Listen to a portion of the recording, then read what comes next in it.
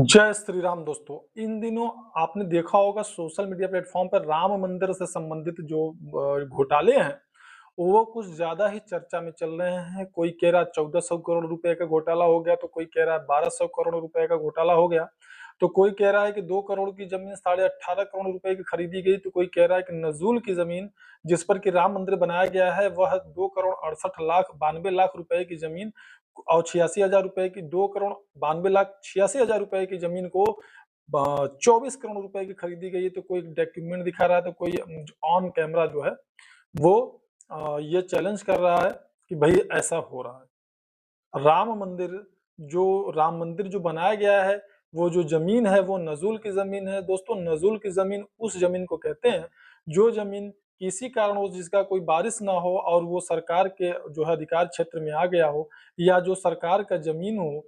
हम आप अगर एक मोटा तौर पे समझे तो कोई अगर जीएस की जमीन है जो ग्राम सभा की जमीन है, इसी तरीके से कुछ ऐसी जमीन होती है जो सरकार की जमीन कही जाती है। तो ऐसे जमीन जो है नजूल की जमीन जो कहे जाते हैं, जिनका की खरीद फरोख्त नहीं होता। और ऐसे जमीन संजय सिंह जी का ये दावा है कि ऐसे जमीन जो है वो खरीदा गया। और ये वहां के जो ट्रस्ट, राम मंदिर ट्रस्ट के जो अध्यक्ष हैं चंपत राय जी जो है 2 करोड़ 92 लाख 86 हजार की जमीन को 24 करोड़ रुपए का इन्होंने खरीदा। अब आप समझिए कहां तक ये सही है। देखिए ये रिपोर्ट है। इसका डाटा संख्या है 247 और जमीन है 645 हेक्टेयर। ये जमीन है, ये जमीन नजूल की जमीन है।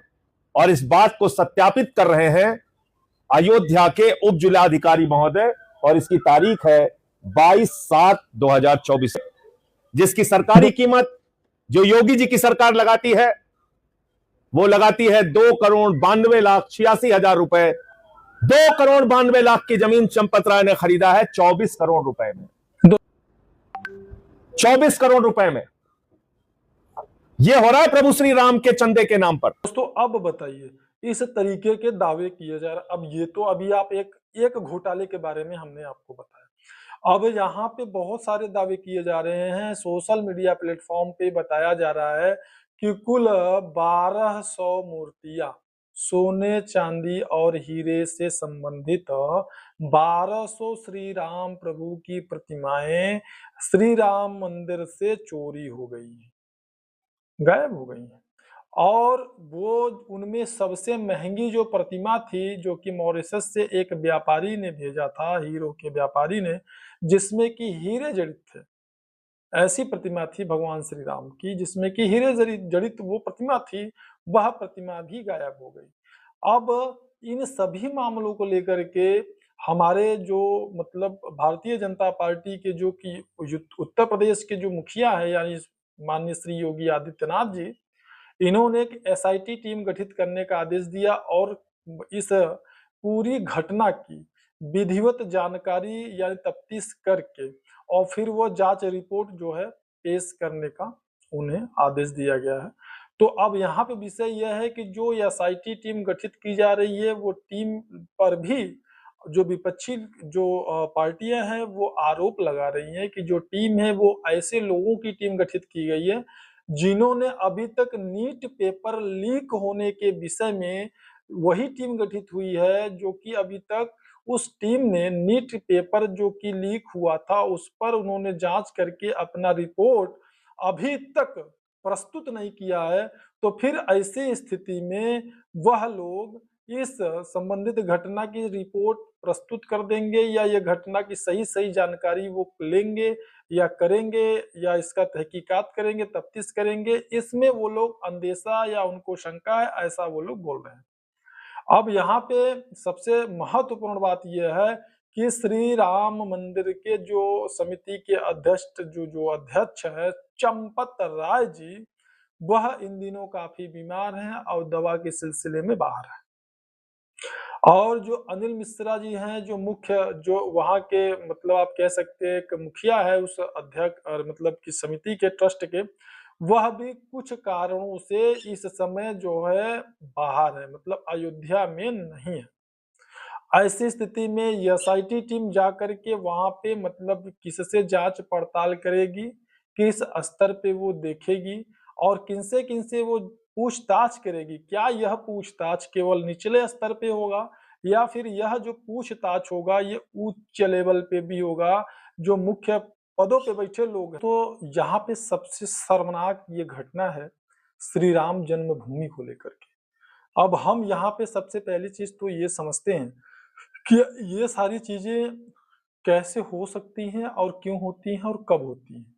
तो सबसे पहली चीज तो अगर कोई भी संस्था जैसे कि मान लीजिए भारतीय जनता पार्टी के द्वारा अयोध्या में राम जन्म भूमि में मतलब श्री राम मंदिर का निर्माण किया गया, ठीक है, तो वो जो जमीन खरीदा गया होगा तो बिना भारतीय जनता पार्टी के स्वीकृति के तो जमीन खरीदी नहीं जाएगी।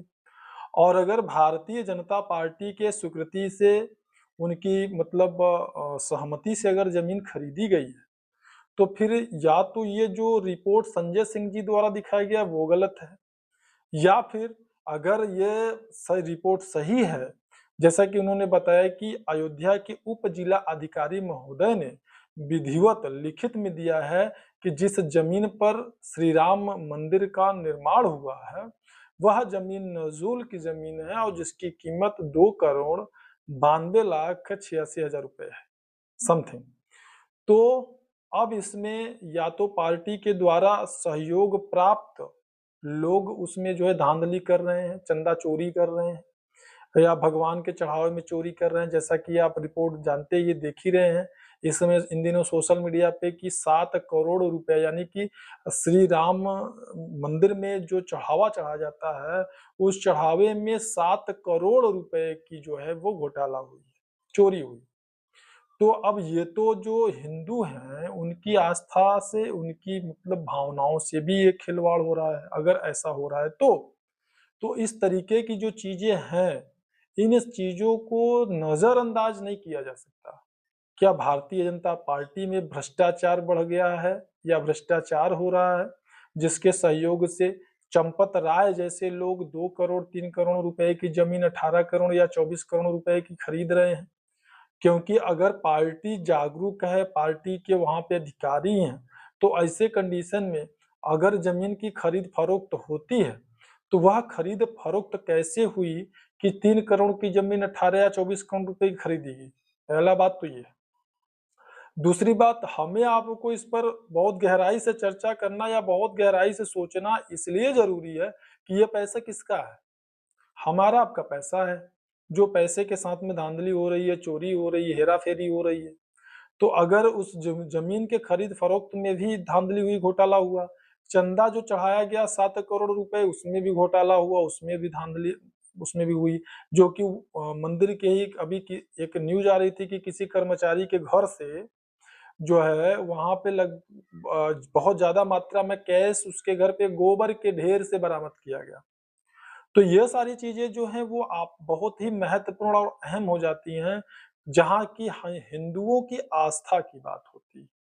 और बहुत सारी चीजें हैं, जो भी चीजें हैं जैसे कि अभी संसद में जो आम आदमी पार्टी के सांसद हैं संजय सिंह जी, उन्होंने कहा कि 48,000 करोड़ रुपए जो मुकेश अंबानी के भाई हैं अनिल अंबानी, 48,000 करोड़ रुपया उनके कंपनियों का कर्ज था, ठीक है, सरकार का उनके ऊपर कितने का 48,000 करोड़ रुपए का कर्ज था, जिसको सिर्फ और सिर्फ 430 सॉरी 4,300 करोड़ 4,300 करोड़ रुपया उनसे लिया गया। यानी 48,000 करोड़ रुपए का उनका देखिए कर्ज है सरकार का उनके ऊपर, और उसमें उनको 4,030 करोड़ रुपया उनसे लिया जाता है। ऑन पेपर ऑन रिकॉर्ड ये बात जो है कहा गया था, उनसे लिया गया, वसूला गया और बाकी का पैसा उनको छोड़ दिया गया।